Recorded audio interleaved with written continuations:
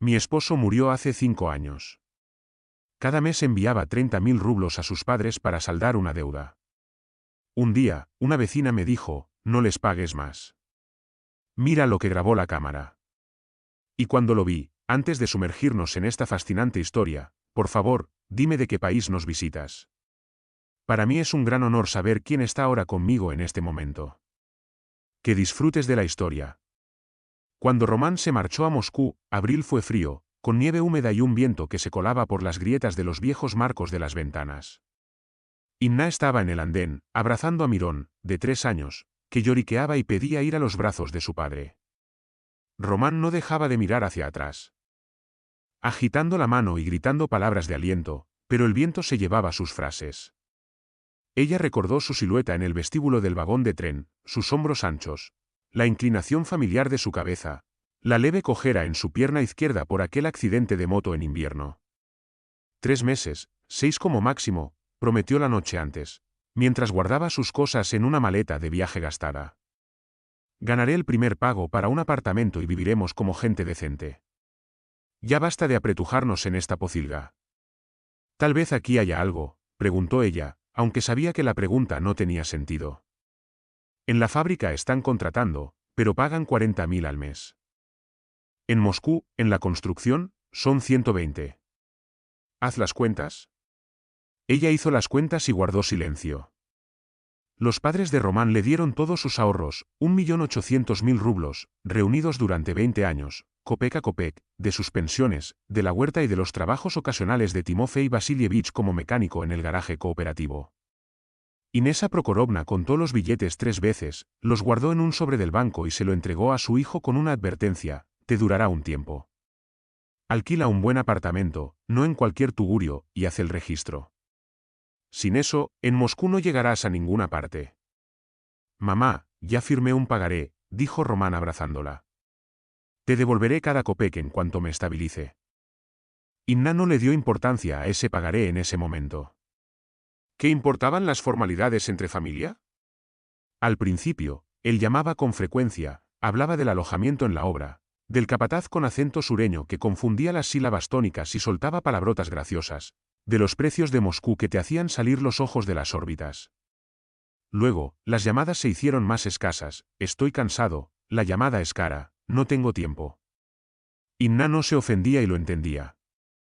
Ella también andaba ajetreada entre el trabajo en contabilidad, el jardín de infantes, cocinar, lavar, las reuniones de padres y las facturas de los servicios. Y entonces recibió una llamada de una empresa de intermediación, Inna Sergeyevna Rivina. La voz al teléfono era burocrática, ensayada. Le habla Yuri Nikolayevich Arseniev, representante de la compañía Stroy Recursos. Llamo por su esposo, Román Timofeyevich. Ella aún tuvo tiempo de pensar, quizás una lesión, quizás está en el hospital. Ahora le darían la dirección y ella iría. Lo dejaría todo e iría. Lamento mucho informarle esto, pero hubo un accidente. Una caída desde altura en la obra. Román Timofeyevich murió en el acto. Lo que siguió lo recordaba a retazos: cómo se le cayó el teléfono, cómo la vecina salió corriendo al escuchar el estruendo, cómo Mirón lloraba en algún lugar lejano, en otro universo donde aún se podía llorar por cosas normales e infantiles. El cuerpo, explicó ese Arseniev en una segunda llamada, quedó muy dañado por la caída. La cremación se realizó en Moscú, como exigen los protocolos sanitarios para ciertos tipos de traumatismos. Envió por correo electrónico escaneos de los documentos, el certificado de defunción, el informe del accidente, el permiso de cremación con su supuesta firma. Inna no recordaba haber firmado nada, pero en esos días apenas recordaba algo. Vivía como en una niebla, alimentando a Mirón de manera mecánica, respondiendo llamadas y asintiendo cuando le decían algo. El transporte de las cenizas. Sí, claro, dijo Arseniev, pero es complicado y caro. Mejor con un servicio especial de mensajería. Así lo hace todo el mundo. Tampoco aquí discutió, porque no tenía fuerzas para nada. Recibió la urna una semana después, pequeña, metálica, impersonal. La colocó en el tocador del dormitorio, junto a su foto de boda. Mirón preguntó qué era ese frasquito, y ella no supo cómo explicarle a un niño de 4 años que su papá ahora estaba dentro, que ya no existía y nunca volvería. La suegra apareció esa misma noche al enterarse. «¿Tú lo mataste?». Inesa Prokorovna irrumpió en el departamento. Sin quitarse los zapatos, con las manos temblorosas y el rostro desfigurado por el dolor. «¿Lo agobiaste?». «Poco dinero tenías, querías un departamento más grande. Un auto. Y él se fue a esa maldita Moscú, y allí se acabó. Y ahora somos unos viejos pobres sin hijo, Inesa Prokorovna, ¿yo?». Inna intentó decir algo, pero un nudo le cerró la garganta. «Cállate, cállate. No quiero oírte». La suegra sollozaba, embadurnándose el rímel por las mejillas. 20 años ahorrando, todo se lo dimos a él. ¿Y ahora qué? Ni hijo, ni dinero. Timofey Vasilievich estaba en la puerta, encorvado, envejecido, mirando al suelo en silencio. Inna no discutió entonces. Ella misma se creía medio culpable. ¿Acaso no había soñado en voz alta con un departamento nuevo? ¿No había suspirado al ver los autos ajenos en el patio? Quizás. En verdad, sus palabras habían empujado a Román a dar ese paso. Aún no habían pasado los 40 días cuando los suegros volvieron, esta vez con papeles.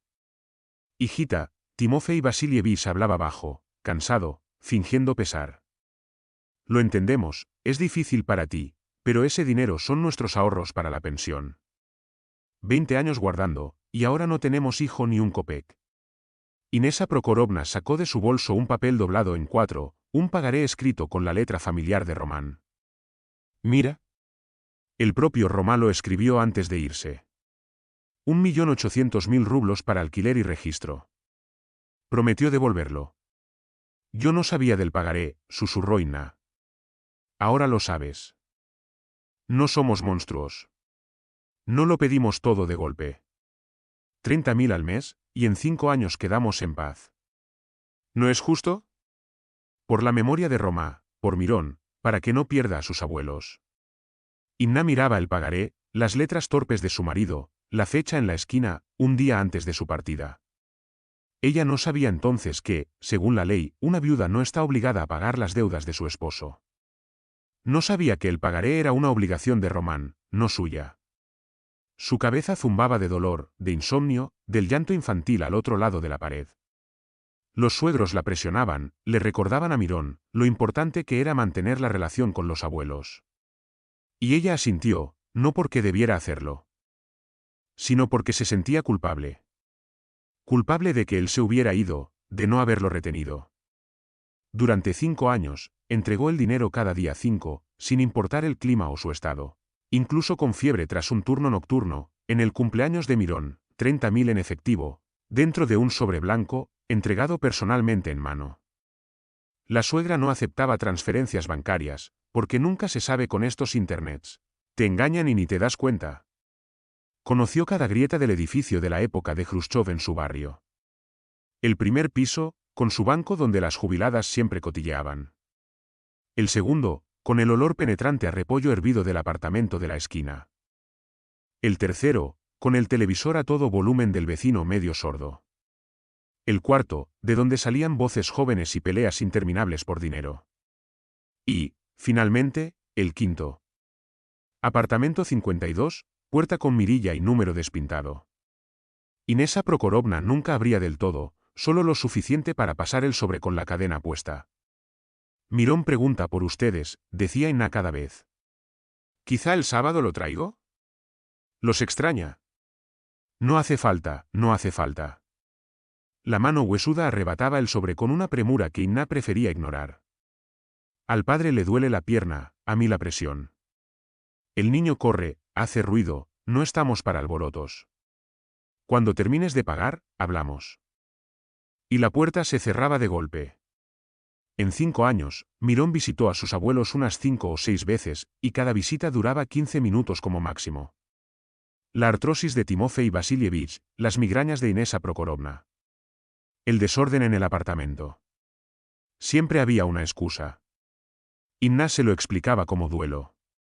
Habían perdido a su único hijo, y el nieto se parecía tanto a su padre. Cada mirada era como sal en la herida. Era más fácil creer eso que pensar. Los 30.000 mensuales eran casi la mitad de su sueldo como contadora. Ese dinero pudo haber ido a clases de natación para Mirón, a un tutor de inglés, a unas vacaciones decentes aunque fuera una vez en la vida. En cambio, siempre fue ahorrar, calcular, el mes que viene. Para mayo, tras 58 meses de pagos, la suma total superaba los 2 millones. La deuda original, más medicina para la presión, más la operación de Timofey Vasilievich que nunca llegó. Más los regalos de Año Nuevo y cumpleaños. Solo faltaban 2 pagos. El final estaba cerca, y Inna ya se permitía soñar con una vida nueva, libre, sin ese ritual mensual. El día 5, estacionó la moto frente al edificio de siempre, subió al 5.º piso, llamó a la puerta. Inesa Prokorovna abrió con la cadena puesta, arrebató el sobre, murmuró lo de siempre. Los medicamentos están más caros, rechazó la oferta de ver al nieto y cerró la puerta. Bajando las escaleras, Inna miró mecánicamente hacia la ventana del rellano y se quedó paralizada. A través de la rendija de la puerta del apartamento 52, entre las persianas medio cerradas, alguien la observaba. La mirada no era senil, ni miope, sino aguda, atenta, evaluadora. Ella parpadeó, y la mirada desapareció. En el patio, la interceptó Antonina Mikhailovna Bliutseva del primer piso, expresidenta de la comunidad de vecinos. Una mujer de 70 años a quien incluso los borrachos del barrio temían. Inna, hijita, siéntate un momento, Antonina Mikhailovna golpeó suavemente el banco a su lado. Tengo que hablar contigo. Tengo que recoger a Mirón del colegio. Inna miró el reloj. Llegarás a tiempo, esto es importante. La anciana miró alrededor y bajó la voz, no les lleves más dinero. Escucha a una vieja como yo. No te daría malos consejos. Antonina Mikhailovna, no entiendo, ahora lo entenderás. Nuestro edificio es tranquilo, tú misma lo sabes. De día parece una iglesia. Pero hace un mes instalaron una cámara entre el 4.º y el 5.º piso. Los ladrones andaban merodeando por los portales. Y esto es lo que te digo, cada vez que tú les llevas dinero, esa misma noche o la siguiente, entre la 1 y las 2 de la madrugada, un hombre sube al 5.º piso. ¿Qué hombre? Inna se quedó inmóvil, tardando en encontrar las palabras. ¿Quizás un vecino? ¿Qué vecino? Llevo 30 años conociendo a todos aquí. Pero tiene una forma de caminar peculiar, cojea de la pierna izquierda, el hombro izquierdo lo lleva más bajo. Justo como caminaba tu Román después de aquel accidente de moto. ¿Te acuerdas? Inna lo recordaba. Invierno del 2019. Hielo negro en la carretera de Moscú. Derrape, golpe, fractura de tobillo. Román cojeó durante 6 meses y cargaba el hombro de esa forma característica, compensando el paso desigual. Era una señal inconfundible, imposible de equivocarse. Debe de haberse imaginado. Está oscuro de noche. Mi vista es mejor que la tuya, la interrumpió la anciana. Pero lo más importante no es eso. Él no llama a la puerta. Saca una llave y entra, como si fuera su casa. Inna se levantó del banco con las piernas rígidas, murmuró algo y se dirigió hacia su moto. Llegó al colegio de Mirón como en piloto automático, casi chocando con una marsrutka en la curva de la carretera de Moscú.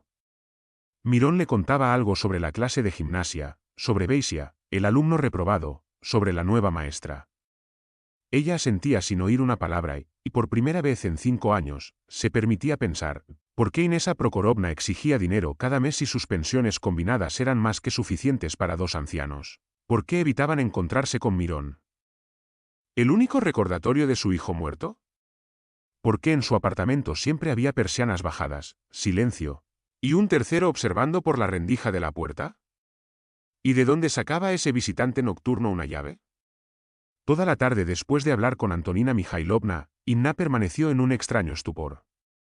Ayudó a Mirón con los deberes, calentó la cena, respondió con monosílabos hasta que su hijo preguntó directamente, «Mamá, ¿estás enferma?» Mintió diciendo que le dolía la cabeza, lo acostó y se quedó sentada mucho tiempo en la cocina, mirando a la oscuridad tras la ventana, donde las escasas farolas iluminaban un patio vacío y el viento arrastraba un trozo de periódico por el asfalto, haciéndolo girar junto al parque infantil con sus columpios torcidos. Cerca de medianoche, Cuando la respiración de Mirón en la habitación contigua se volvió regular y profunda, ella sacó el teléfono y marcó un número que no había marcado en 2 años. Nikita, soy Inna. Perdón por la hora. Necesito ayuda. El primo segundo era la única persona en su vida capaz de conseguir información imposible de obtener. Trabajaba en alguna empresa de ti y conocía gente de los ámbitos más diversos. Respondió con voz somnolienta, pero al escuchar su tono, despertó de inmediato. Liodinka, ¿qué pasó? Así la llamaba desde la infancia, y ese apodo familiar ahora le provocó una ternura inesperada. Es largo de explicar. Puedes conseguir las grabaciones de la cámara de vigilancia en el rellano entre el 4º y 5º piso de los últimos 3 meses. Especialmente la noche del 5 al 6. ¿Ahí donde viven tus suegros? Nikita guardó silencio, y en ese silencio se leían decenas de preguntas que decidió no hacer. Inna, ¿qué estás buscando? Perdí una bolsa con documentos. Creo que se me cayó en las escaleras cuando subía a verlos. La mentira era ridícula, y ambos lo sabían. Pero Nikita no insistió. Por esa cualidad, por saber no indagar cuando no se le pedía, siempre lo había valorado. Está bien. Tengo un conocido en la empresa de seguridad que cubre ese edificio. Intentaré algo. Te llamo mañana por la noche. El día siguiente se hizo interminable. Las cifras en las tablas contables se le borroneaban ante los ojos. Los colegas le preguntaban cosas. Ella respondía fuera de lugar. El jefe la miraba con sospecha y repitió 2 veces, ¿todo bien? Inna solo asentía, pensando en cómo el visitante nocturno en las escaleras sacó una llave del bolsillo y abrió la puerta del departamento 52 sin tocar timbre ni llamar, como si fuera su casa. A las 6 de la tarde, Nikita le envió la dirección de un café en Bolsaya Pokrovskaya con una nota, lejos de miradas indiscretas. El café estaba semivacío, con iluminación tenue y meseras a quienes claramente les daba igual quién estuviera allí y por qué. De esos lugares donde puedes ocupar una mesa por horas pidiendo solo té y nadie dirá nada. Nikita ya la esperaba en una mesa de esquina junto a la ventana que daba a un patio interior. Frente a él había una laptop abierta y una taza de café frío que, al parecer, ni había probado. Inko, dijo en lugar de saludar, mirándola con una expresión que no reconoció de inmediato, preocupación. No sé qué buscas, pero lo encontraste. Giró la pantalla hacia ella. Imagen granulada en blanco y negro, el rellano de la escalera visto desde abajo. Los pasamanos familiares, un reloj en la esquina marcando 1:45. Bueno, es el 6 del mes pasado, aclaró Nikita. La noche después de tu visita. De la oscuridad emergió la figura de un hombre con una chaqueta holgada con capucha y una mascarilla médica que solo dejaba ver los ojos. Ponlo en cámara lenta, pidió Inna, y su propia voz le sonó ajena, como si perteneciera a otra persona. Nikita presionó una tecla. El hombre subía los escalones. El paso firme del pie derecho. El izquierdo se arrastra con un retraso apenas perceptible pero característico. El hombro izquierdo se hunde ligeramente con cada movimiento, compensando lo desigual de su caminar. Ella reconocería esa forma de moverse entre 1000. La había observado durante años, cuando paseaban por el malecón en las cálidas noches de verano. Cuando él volvía del trabajo y ella escuchaba sus pasos desde la escalera. Cuando bailaban en una boda al ritmo de alguna canción tonta y él siempre se inclinaba un poco hacia la izquierda. En los bailes lentos, riéndose de su propia torpeza. Y la chaqueta también la reconoció al instante y sin dudar. Marrón con capucha de pelo. Ella misma la había elegido en la tienda después de 3 horas, revisando tallas y estilos.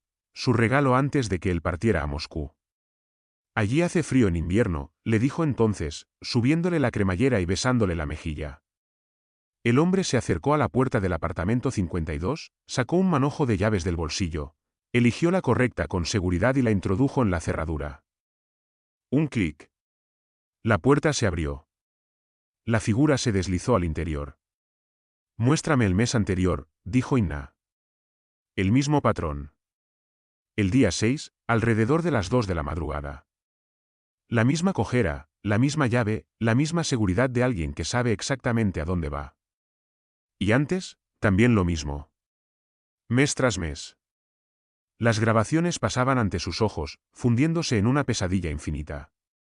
Inna apenas llegó al baño a tiempo. Vomitó hasta que le ardía la garganta, mientras los números danzaban ante sus ojos: 5 años, 60 meses, más de 2 millones de rublos. No para honrar la memoria de un marido muerto, sino para ese mismo marido, vivo, escondiéndose tras sus padres. Llamándola seguramente estúpida y riéndose de su credulidad cada vez que ella entregaba otro sobre.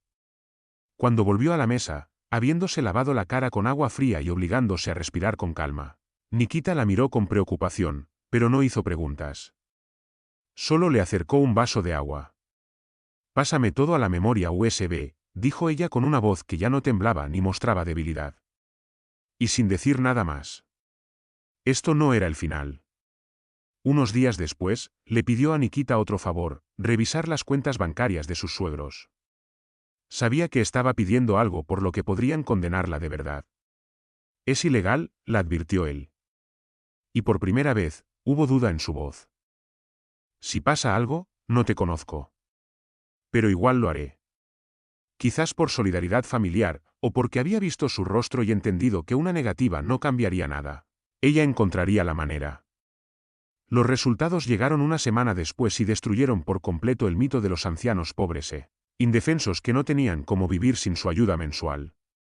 Las pensiones llegaban puntualmente, unos 40.000 entre los dos, pero casi no había gastos en las cuentas. Solo algún retiro de efectivo ocasional, pequeños pagos de servicios y, de vez en cuando, la farmacia. En las cuentas se habían acumulado cientos de miles. «No gastan prácticamente nada», dijo Nikita, hojeando los documentos. «Viven con otra cosa, con efectivo». Inna asintió. Ya sabía de dónde venía ese efectivo. O mejor dicho, de quién. Otro fragmento del mosaico fue la conversación con Lidia Vladimirovna Strizova, la vecina del cuarto piso, justo debajo del apartamento de sus suegros. Inna organizó el encuentro para que pareciera casual. Se topó con ella en la entrada cuando fue otra vez a echar un vistazo, y la mujer empezó a hablar por su cuenta, contenta de tener la oportunidad de quejarse: «Ay, Innochka, ya no se puede vivir con los tuyos. Por las noches alguien pisa fuerte arriba. Un hombre grande, por el sonido, definitivamente no un anciano. Bajan el inodoro a las 3 de la madrugada. Me despierto cada vez por ese ruido. Ya pensé que quizá algún familiar había venido de visita». «¿Qué familiar?», Inna fingió sorpresa, aunque por dentro todo se le encogió. «Ellos viven solos, no les queda nadie». «Ahí lo tienes, otra rareza». Inesa Prokorovna arrastra cada semana un enorme saco negro a la basura, apenas puede cargarlo.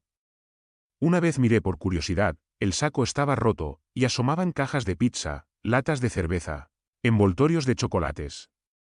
Le pregunté: «¿Qué es esto, Inesa Prokorovna? ¿Está celebrando algún funeral?». Me dijo: «Es la ofrenda que le mandamos a nuestro hijo difunto al otro mundo». «¿Qué clase de ofrendas son estas, 5 años seguidos? ¿Y quién se las come en el otro mundo?». La pizza y la cerveza eran la comida favorita de Román, que podía devorar a cualquier hora, incluso a las 3 de la madrugada. El panorama se aclaraba. No solo venía por dinero por las noches, sino que, al parecer, pasaba gran parte del tiempo en el apartamento de sus padres, si no vivía allí permanentemente. Por eso sus suegros nunca la invitaban a entrar. Por eso abrían la puerta solo con la cadena puesta. Por eso evitaban las visitas de su nieto. Cualquier extraño podía ver accidentalmente lo que no debía. Inna decidió hacer una provocación, una visita sin avisar, para pillarlos desprevenidos. Compró en el centro comercial un costoso masajeador de pies, una excusa perfecta. Considerando las eternas quejas de Timofey Vasilievich por su artrosis. Cerca de las 8 de la tarde, sin avisar, apareció en la puerta del apartamento 52, subiendo por la escalera de siempre, pasando junto a las ancianas del primer piso, el eterno televisor del tercero y la pareja que discutía en el cuarto. Antes de tocar el timbre, se detuvo y escuchó, pegando el oído a la rendija. Desde dentro llegaban voces apagadas. Una femenina, chillona y nerviosa, era de Inesa Prokorovna: «Come, hijito, come mientras está caliente». Inna solo trajo el dinero. «Gástalo tranquilo, te lo mereces. 5 años aguantando, ya falta poco». Y una masculina, ronca, con un dejo dolorosamente familiar. La misma voz que alguna vez le encantaba escuchar: déjate de dramas, madre, todo bajo control. La tonta se cree todo. Ni una duda en tantos años. 2 meses más y listo. Me largo de aquí, compro un pasaje a cualquier lugar lejano. La sangre le subió al rostro, sintió un martilleo en las sienes. El instinto le exigía derribar la puerta, entrar a la fuerza, agarrarlo del cuello y preguntarle cómo se atrevía, como todos se atrevían, por qué le hacían esto. Pero la razón, fría y calculadora, que antes desconocía en sí misma y que, al parecer, había despertado justo para este momento, se impuso. Una revelación prematura le permitiría escapar, desaparecer. Diluirse en alguna otra ciudad. Pero ella quería que pagara hasta el último centavo. Tocó el timbre. Las voces cesaron de inmediato. Una larga y tensa pausa de al menos 30 segundos. Por fin, pasos arrastrados, el sonido del cerrojo al correrse. La puerta se abrió con la cadena puesta, y esta vez era Timofey Vasilievich quien abría, con el rostro pálido y la mirada evasiva. «Inna, ¿a estas horas? ¿Por qué no avisaste?» Pasaba por la tienda, vi un masajeador para los pies y recordé tu artrosis. Pensé en traértelo. ¿Qué esperas? ¿Puedo pasar? De paso, encenderé una vela por Román. Tienes un icono en el rincón, lo recuerdo. Timofey Vasilievich bloqueó el paso, apoyando el hombro en el marco de la puerta. No, no. La casa está hecha un desastre. Mi madre no ha limpiado. Da vergüenza enseñarla. Dame la caja, nosotros nos encargaremos. Gracias. Desde el fondo del apartamento, desde una habitación lejana, se escuchó un sonido. Una tos seca y corta, claramente masculina y nada senil. Una tos joven y saludable. Inna miró a su suegro a los ojos, sin apartar la vista. Él palideció aún más. Le brotó sudor en la frente. Es mi madre, le ha dado la tos. Se resfrió hace unos días. Vete, Inna, vete a casa. Ya es tarde. Seguro que Mirón está solo. Casi le arrancó la caja de las manos y cerró la puerta tan rápido que por poco le atrapa los dedos. Ahora tenía la confirmación auditiva. La voz de Román, su tos, sus palabras llamándola estúpida. Pero para la policía eso no era suficiente. Necesitaba pruebas visuales, un rostro, no una silueta con máscara, no una voz tras una puerta cerrada. Una semana después, llamó a su suegra, Inesa Prokorovna: quiero llevar a Mirón este fin de semana al pueblo, a la tumba de su padre. Soñé con Román, me pidió que fuéramos, dijo que nos extrañaba, al niño y a mí. Ya casi he terminado de pagar. Quiero decirle que pronto acabará todo. Su suegra se tensó, y se notaba incluso por teléfono, por el cambio en su respiración. ¿Para qué ir hasta allá? El camino es largo y está en mal estado. Vas a marear al niño, me sentiré más tranquila si voy. El sueño fue muy vívido, como el de Eva.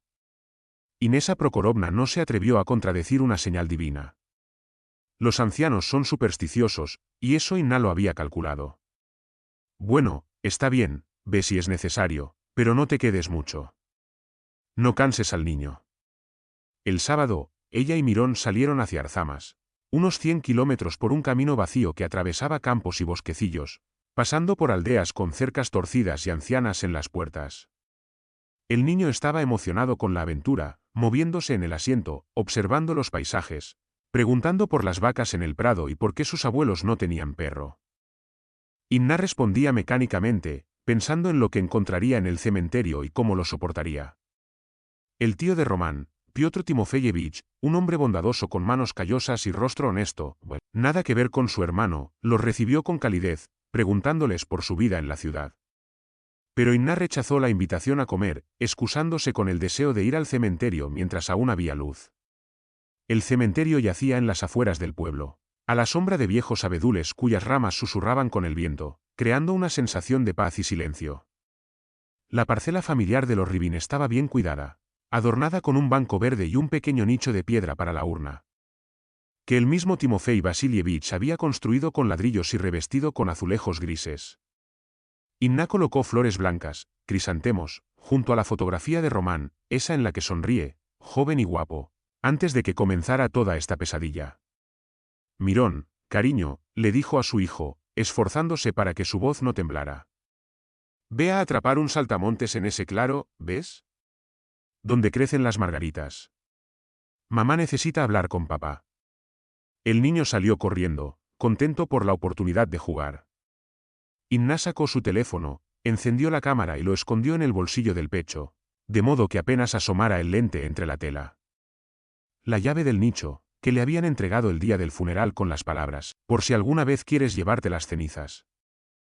Seguía en su monedero, en un compartimento aparte. Abrió la puerta de vidrio, sacó la urna de cerámica con la inscripción Román Timofeyevich Rivin y las fechas de su vida, que ahora parecían una burla. La tapa estaba sellada con silicona. Inna extrajo un destornillador pequeño de su bolso y con cuidado levantó el borde. La silicona cedió con un crujido suave. Retiró la tapa y miró dentro, polvo y algunos trozos de gravilla del tamaño de una nuez. Ni cenizas, ni fragmentos de huesos, nada que remotamente pareciera restos humanos.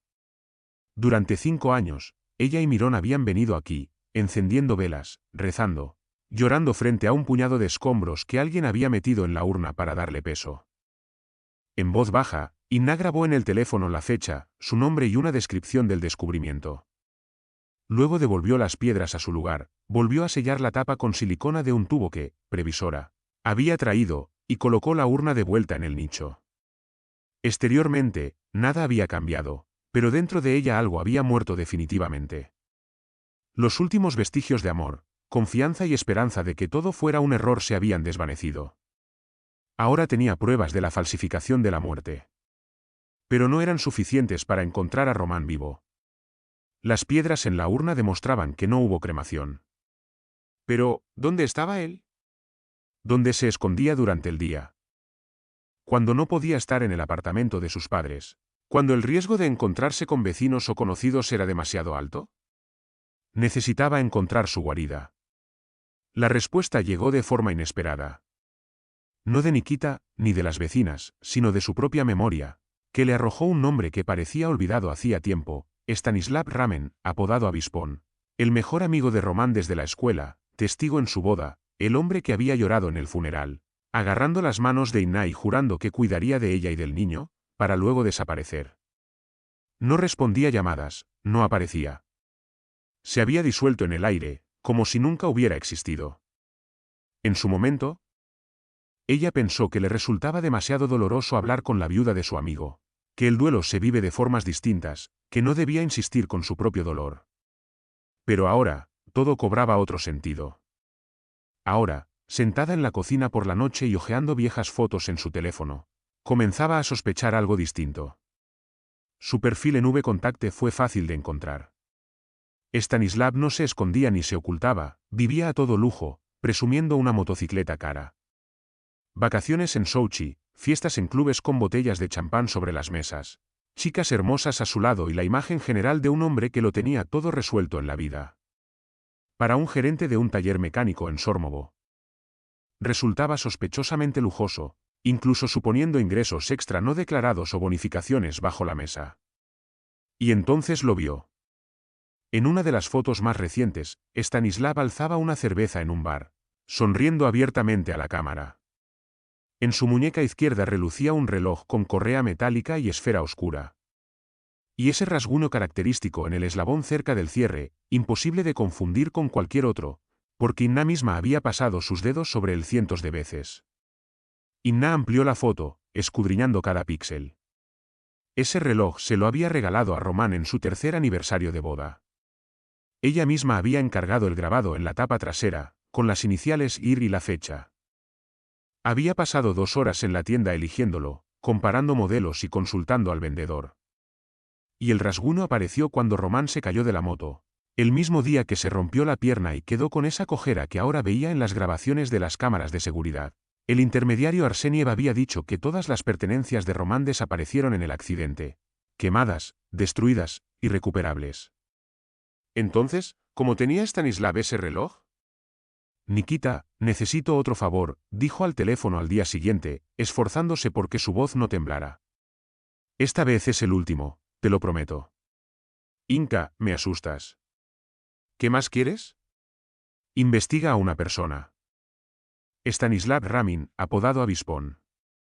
Trabaja en un taller mecánico en Sormovo. Necesito saberlo todo, dónde vive, a dónde va, con quién se junta, en qué gasta el dinero. Nikita guardó silencio un largo rato, y en ese vacío se percibía una creciente inquietud. ¿Estás segura de que quieres seguir con esto? Quizá ya es hora de ir a la policía con todo esto. Es pronto aún. Necesito pruebas irrefutables. Un rostro, una voz, una confesión. Por ahora solo tengo una silueta con máscara y piedras en una urna. No es suficiente.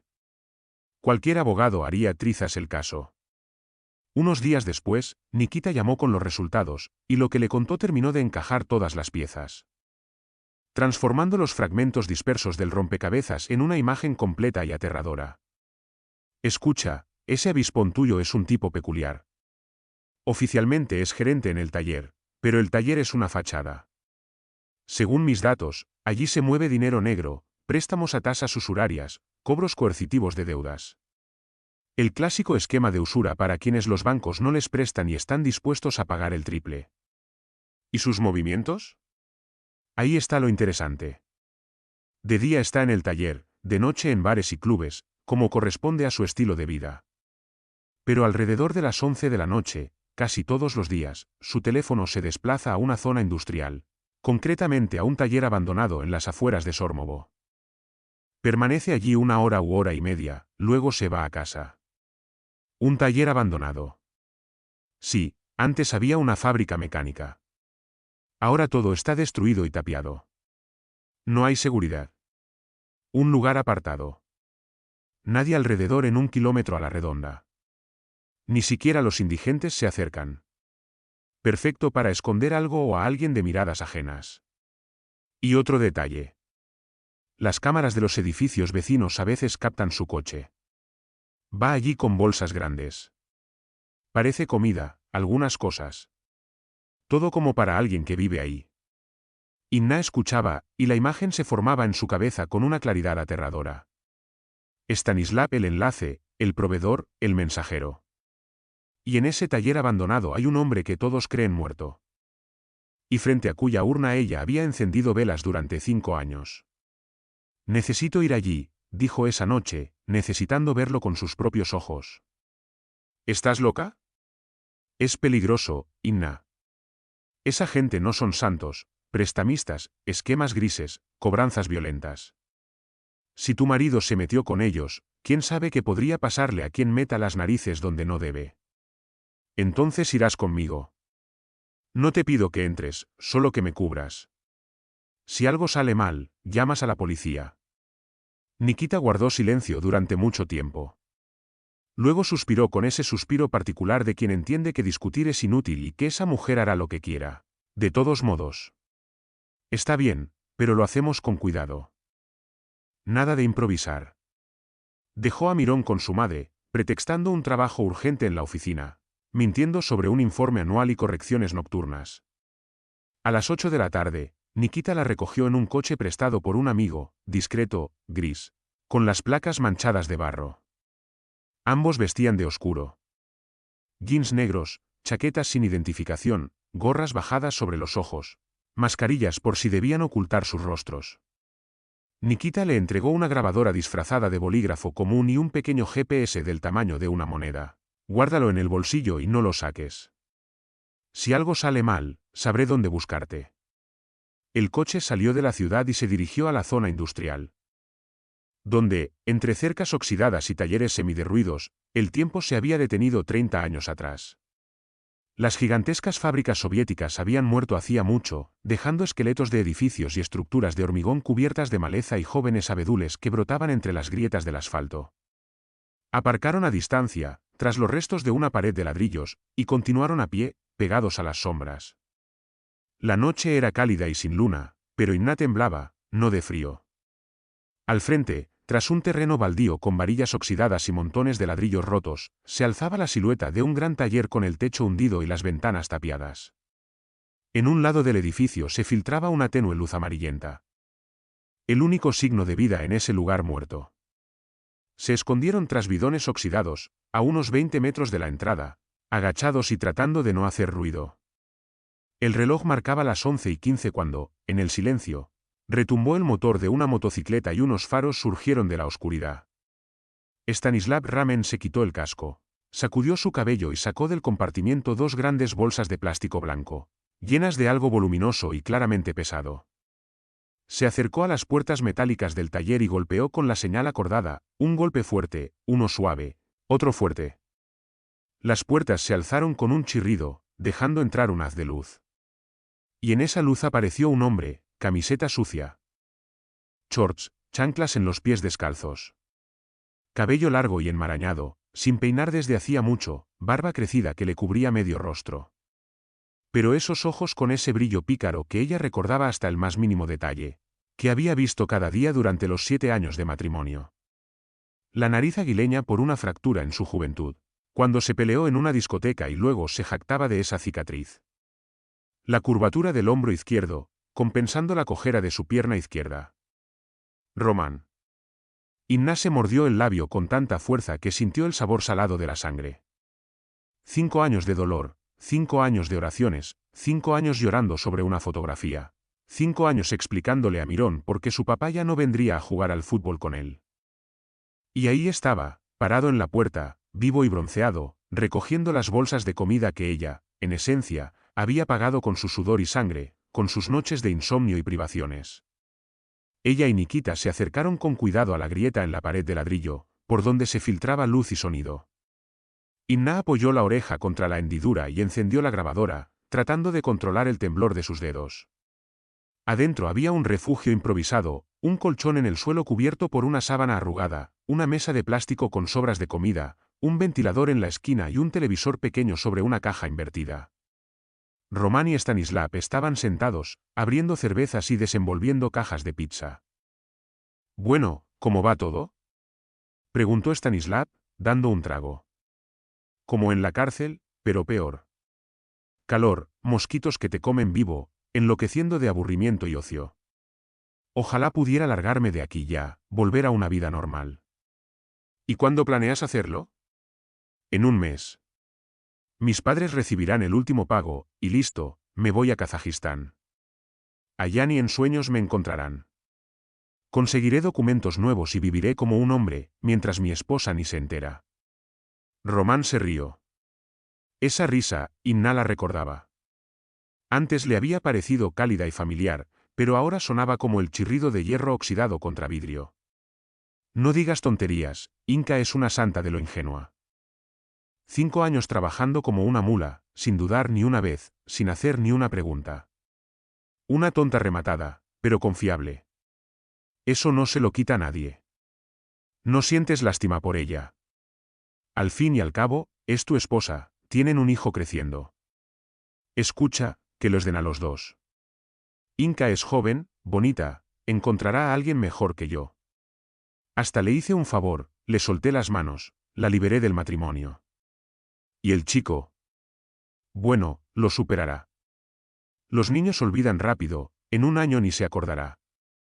¿Y cómo te metiste en todo esto, de verdad? Cuéntame bien». «Fue una estupidez. Vine a Moscú, pensé que haría dinero, volvería como un héroe con billetes. Pero había un casino cerca de la residencia. Ya sabes cómo termina esto. Lo perdí todo, me endeudé con gente seria, que no anda con bromas. Tuve que fingir mi muerte para que no encontraran a mi familia y les cobraran a ellos. Volví, y mis padres están sin un centavo. La pensión apenas les alcanza. Bueno, se me ocurrió este esquema con el reembolso a largo plazo. Inka paga, todos contentos, todo en orden con el dinero. ¿Y si ella se entera? ¿Cómo va a saberlo? ¿De dónde saca que confía en mí? Hasta ahora le reza a Dios con velas, ¿te imaginas? Se arrodilla ante las piedras y reza. Ambos rieron fuerte y descontroladamente, como ante un buen chiste. Inna estaba al otro lado de la pared, y las lágrimas corrían por sus mejillas. Pero no eran lágrimas de dolor ni de ofensa. Nos vamos, susurró a Nikita mientras apagaba la grabadora. Mañana todo terminará. El abogado al que Nikita la llevó la mañana siguiente escuchó la grabación y movió la cabeza, tomando notas en su cuaderno. Vaya lío. Nunca había visto algo así. Estafa a gran escala, artículo 159, parte cuarta. Falsificación de documentos, uso de documentos fraudulentos. Con esa suma de daños y circunstancias agravantes, hasta 10 años de prisión. Los padres, cómplices. Ese Stanislav, cómplice también. ¿Qué hay que hacer? Con estas pruebas, ir a la policía de inmediato. Pero es clave coordinarse, o todo se irá al traste. Hay que actuar simultáneamente, allanar el almacén, la casa de los padres y detener a Ramin. Si se enteran antes, el marido huirá. Y luego a buscarlo por todo Kazajistán. Esa misma noche, Inna estaba sentada en la comisaría, en una pequeña oficina con luces zumbando, mirando el reloj, que parecía avanzar a paso de tortuga. A las 2 de la madrugada, sonó el teléfono del investigador. Este levantó el auricular, escuchó e Inna vio cómo se tensó la comisura de sus labios. No una sonrisa, pero algo parecido a una satisfacción sombría. Los atraparon, dijo tras colgar. Los tres. Tu marido dormía en el almacén cuando entró el equipo de asalto. Se despertó con las linternas en la cara. Al principio no entendió qué pasaba. Luego, según dicen, se puso blanco y empezó a balbucear que era un error, que él era otra persona. Cuando le leyeron el artículo, se cayó. No opuso resistencia. Inna asintió en silencio, sintiendo un vacío extraño donde esperaba triunfo. Los padres en el apartamento lloraban. La madre gritaba que habían tendido una trampa a su hijo, que todo era mentira. El padre callaba, solo se sentó en un taburete y se cubrió el rostro con las manos. Y ese Ramen exigió un abogado de inmediato y se negó a declarar. Un zorro viejo. El investigador guardó silencio, observándola. 5 años, y nunca sospecharon. Nunca, dijo Inna, hasta que la vecina mencionó la cámara. 5 años de pesadilla terminaron en ese mismo instante, en esa oficina impersonal con luces zumbando bajo el techo. El juicio tuvo lugar 3 meses después y causó revuelo en los medios locales. Los periodistas llamaron a Román del fantasma de Nizhny Novgorod, hablaron de su cinismo y avaricia, de cómo traicionar a los más cercanos por dinero, de la madre soltera que mantuvo a un marido muerto durante 5 años.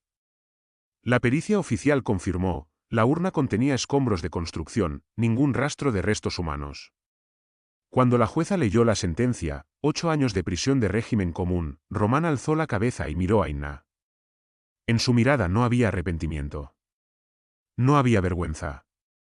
Solo rabia por el hecho de que ella se atreviera a no ser tonta, se atreviera a luchar, se atreviera a vencer. Inna aguantó esa mirada sin apartar los ojos.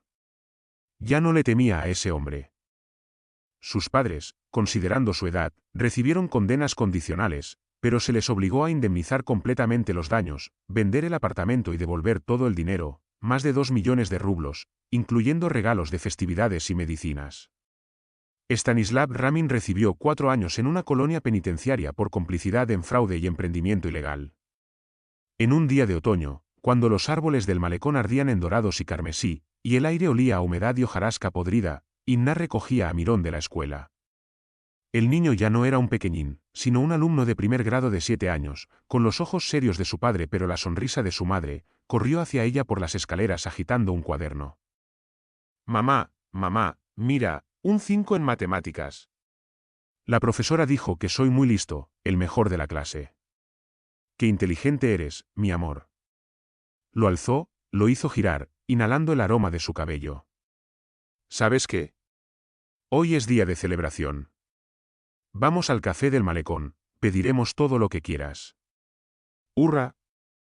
Caminaban por la calle, cubierta de hojas amarillas que crujían bajo sus pies, tomados de la mano. El viento del Volga traía una brisa fresca. El río brillaba bajo los rayos del sol poniente, reflejando nubes rosadas. Por delante les esperaba una vida nueva. Un apartamento nuevo en un buen barrio, comprado con el dinero recuperado. Tal vez no con vista al agua. Pero luminoso, espacioso y propio. Nuevas oportunidades, un nuevo comienzo. Algún día, Mirón preguntaría por su padre. Ella le contaría la verdad cuando fuera lo suficientemente maduro para entenderla sin que ese conocimiento lo quebrara. No para infundirle odio, sino para que supiera, hay personas que traicionan, y hay personas que luchan por sí mismas y por sus hijos.